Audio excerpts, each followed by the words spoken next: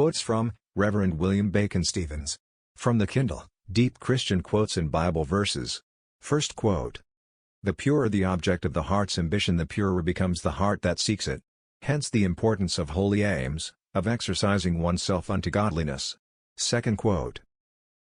Godliness, then, or holiness is that for which each human being should seek after, and strive for.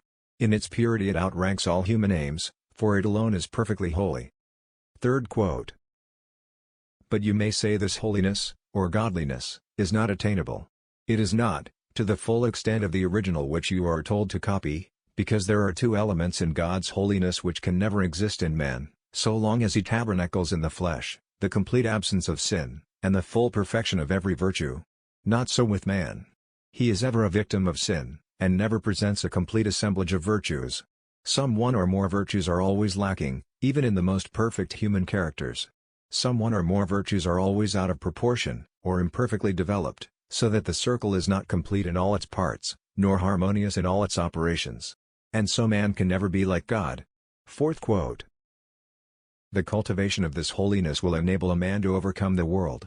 Not in the sense of human conquerors. His victories over the world are moral, over its snares, its allurements, its temptations, its varied influences for evil, which beset him on every side, and persist in their attacks, with an untiring energy that knows no weariness or relaxation. He looks at the world in the light of God's countenance. He measures its honors, by the measuring line of God's law. He weighs its riches, in the balances of the sanctuary.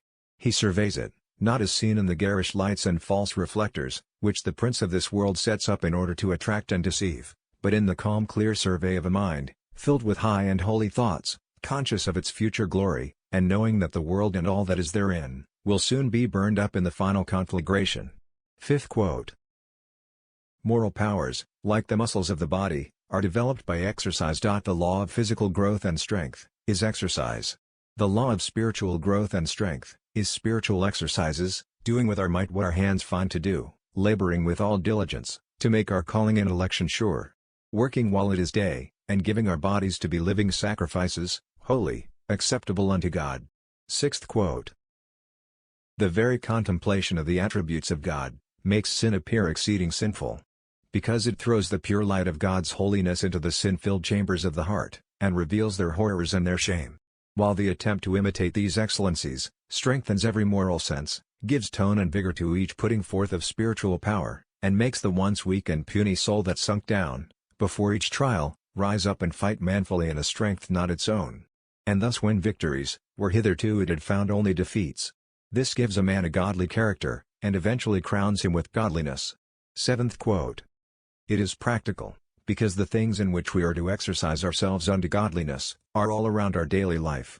We are to exercise ourselves in restraining a quick temper, in checking impatience, in bridling the tongue, in ruling the spirit, in rooting out personal defects of mind and heart, in overcoming temptations to lust, and pride, and envy, and hatred, and strife, in bearing with the infirmities of others, in being meek under reproach, in not rendering railing for railing, in not murmuring at God's dispensations, in subduing and dwelling sin. And to this repressive work, which demands constant exercise, there is to be added an aggressive work. Thanks.